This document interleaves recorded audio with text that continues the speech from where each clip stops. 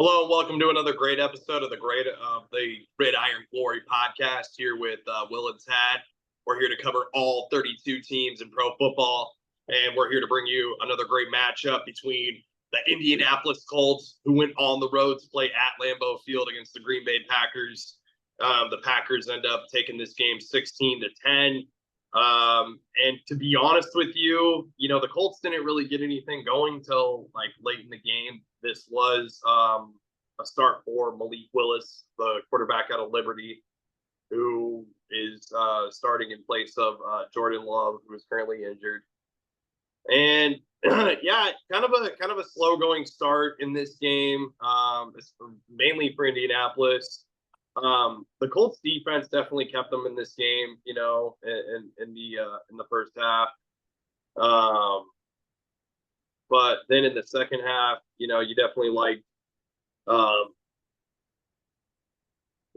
what you saw out of Malik Willis, and just like what he was able to do.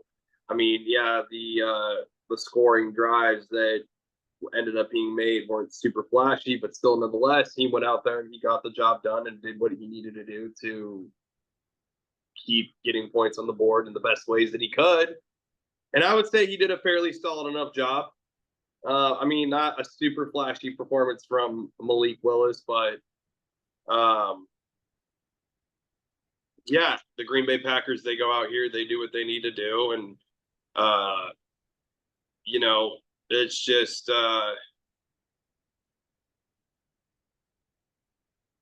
obviously, there was also that touchdown to what was it, Jordan Reed, I believe, right, Tad? Uh, Dontavian Wicks. Dontavian Wicks, that's right. So I was actually, I mean, I'm fairly impressed with, what I was seeing out of Jordan Love and, or I'm sorry, not Jordan Love, Malik Willis, and but really, really, probably the most interesting performance, the running back Josh Jacobs, 32 carries, 151 yards, and I mean, he had a lot of big explosive plays for Green Bay, and he was definitely the workhorse, really, on this Packers offense. Yeah, yeah, it was clear to me that um, Matt LaFleur and the Packers coaching staff were intent to put this game on the back of Josh Jacobs, the running back they got as a free agent this year from the Raiders. They gave him 32 carries. That's a lot of carries, and they put the game on his shoulders, and he had a very outstanding performance, 151 yards, 4.7 yards per carry on that much volume. That's just simply remarkable efficiency. And as you said, it wasn't flashy from Malik Willis, but he did pretty much whatever he was asked. They didn't ask him to do a lot, and he executed the plays they gave him. 122 yards, 12 of 14. Got the touchdown, no turnovers. I mean, can't really complain there. Also, 6 rushes for 41 yards, utilizing his dual threat capabilities. Anytime you can win a game with your starting quarterback out, that's obviously a big win.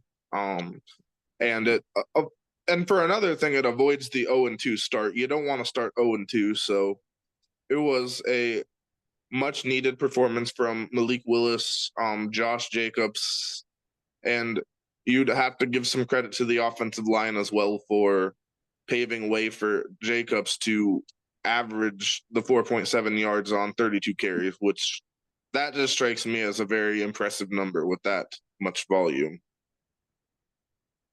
Yeah, and I mean, also Jonathan Taylor on the flip side of that, both of the running backs were definitely doing their thing in this football game. Anthony Richardson, probably the demise really for this Colts team was the 3 interceptions thrown by Anthony Richardson.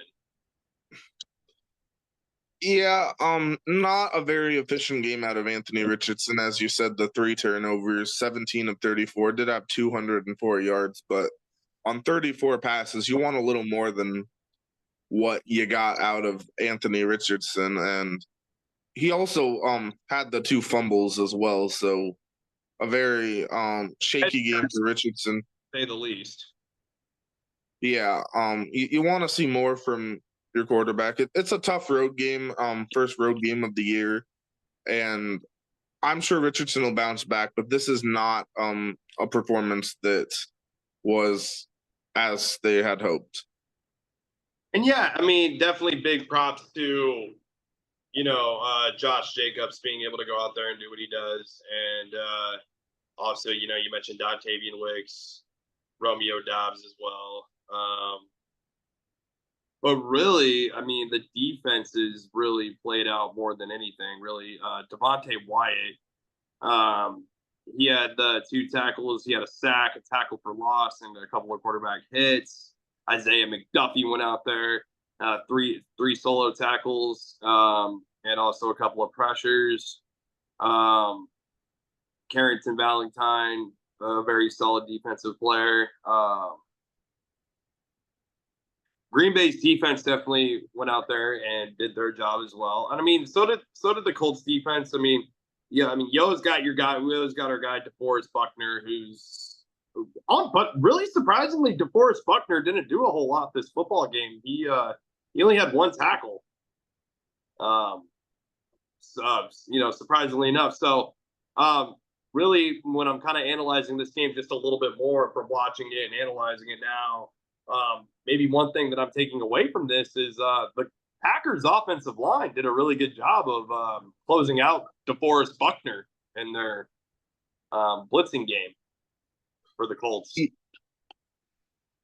Yeah, definitely an impressive performance by the offensive line. And when it comes to DeForest Buckner, it should be noted that during the game he was also placed on IR with an ankle injury, so that also had an impact on the stats he had. So he's going to be out for at least the next 4 games. So a very unfortunate situation there for the veteran defensive tackle DeForest Buckner. But with that being said, yeah, I mean, you want to see the Colts do a little more. The defense, like you said, they kept them in the game, but just they weren't able to get very many turnovers, and that's one thing you could probably say for the defense. They did recover 1 fumble, but yeah, and obviously the Packers, they played a very conservative game, so it's not easy to get turnovers when it's a conservative game plan from the other team. So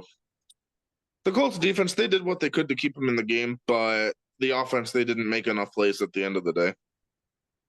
Braden Narberthan, the Packers kicker, also the 3 field goals, worth noting there. Narberthan with the 3 field goals. He did miss one of them, which was a little surprising, but still nonetheless. And then, honestly, Matt Gay won field goals as well. So the kicking was a little interesting in this game. What's your take on between the kickers in this football game, real quick? Yeah, I mean, you got Braden Narberthan, the kicker for the Packers. It's his first year with the team. So, yeah, his rookie season out of North Carolina State, he missed his 2nd field goal of the year, 6 for 8 on the year. So, yeah, he's got to work on his consistency, but overall a decent enough start, 6 of 8 on the year. And Matt Gay, the veteran, I mean, you definitely want to see more there. That was he missed one, a fairly long kick. It was 50+ yards. So, but still, I mean, you don't want to leave points there. That's what you're getting paid to do, is make kicks like that in games like this. Yeah.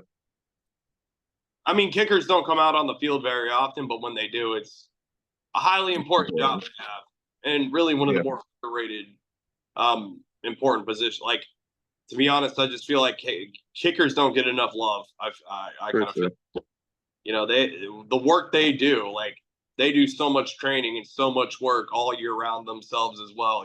Kicking and working on their leg movements, all that kind of different stuff. And they do that year-round training just for a few moments throughout the season where they got to, you know what I mean? Mm-hmm.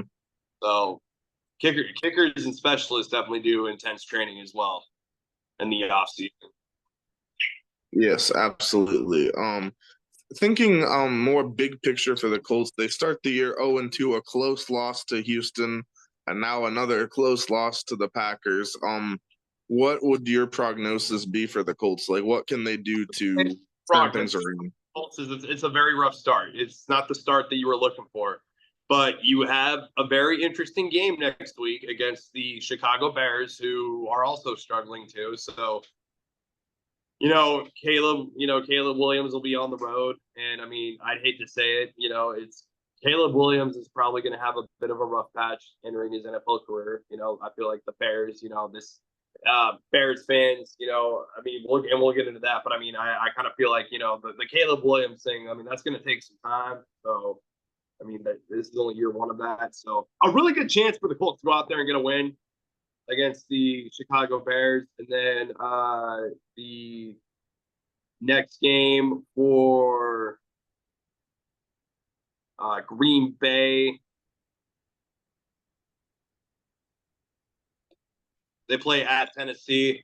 So, can you keep this thing rolling with Malik Willis, until Jordan Love gets back, find ways to keep winning until Jordan Love gets back. That's really what you're just like kind of you're focusing on rehabilitating Jordan Love, but how do you win until he gets back? Yeah, and of course that's Malik Willis versus his old team as well. I mean, he was traded by Tennessee to Green Bay, so that's a bit of a revenge game there as well. So a really good chance for Malik Willis to go out there and show the Titans that maybe they weren't the smartest franchise for getting rid of him, perhaps. Yeah. So, yeah, there you have it. Packers and Colts, a very interesting game. Be sure to like, subscribe, and follow. And keep following us all season long on the Gridiron Glory, where we cover all 32 teams.